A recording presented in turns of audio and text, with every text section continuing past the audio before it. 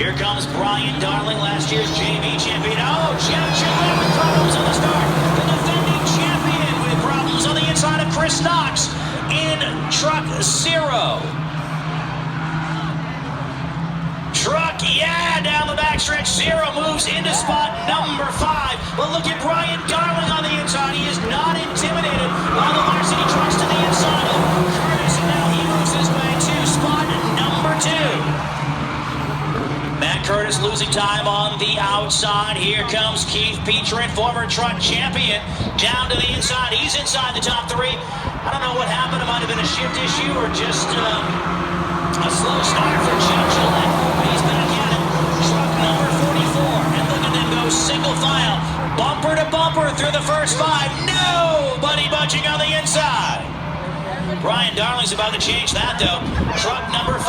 Now Jeff Gillette wants some action. He moves to the outside, but that allows Matt Curtis to move down low. Truck 1 goes back into 1. Keith Petrin's had enough of this. He wants the lead. Goes to the outside. Oh, Jeff Gillette, hard on the brakes. You saw him lock him up in turn 2. He gouges it back up. He'll stay on the lead lap. But the only thing that's going to save him at this point is a competition yellow. He is really going to have to move to even make up 1 spot.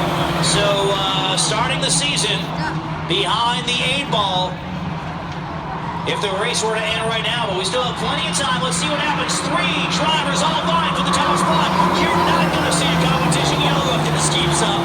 Mark Branham on the inside.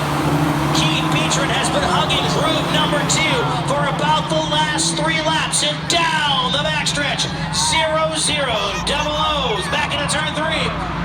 Pushes that truck up into the lead by a half truck length, and now Brian Darling says, hey, that worked for him, I'm going to try it as well.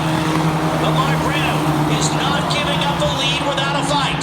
Down the backstretch, still side by side. 2 great-looking trucks. Actually, everybody turned out with a really awesome-looking truck this season.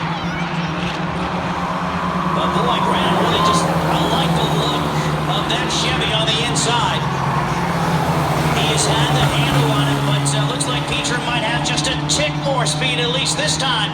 Down the backstretch, pushes up ahead by a half truck length. Cross flags in the air this time. 8 down, 7 to go, and Brian Darling waiting in the wings in spot 3. Petrin tries to seal the deal. Can he come down right in front of the leader? Yes, he can. He has sole possession of the lead back into turn number 3. Petrin hangs on to it. 0-7 to Branham back into spot 2. Matt Curtis battling with Brian Darling now. Last year it was Jeff Gillette who picked up the victory on opening night. And it certainly, by picking up the victory and the championship, you think that he had a cakewalk to that. No, that wasn't the case. Get around. Had some Let's go. major mechanical problems throughout the season, including the race leading up to the championship race. And it looks like this season will once again be filled with some drama for the number 44 team. As he sits right in front of Brad Wiseman, he's done a nice job picking up a couple of spots. He may not win this race tonight, but he has a very fast race truck. And putting the rest of the field on notice. I mean, if he were to catch a late race caution, if something were to happen, he would be inside the top 5 and have a shot at picking up this victory. I'm not sure that's going to happen as of yet, although with the way they're running, you never know. It's all Keith Petrin up in front. Second spot still up for grabs. Branham, Curtis, and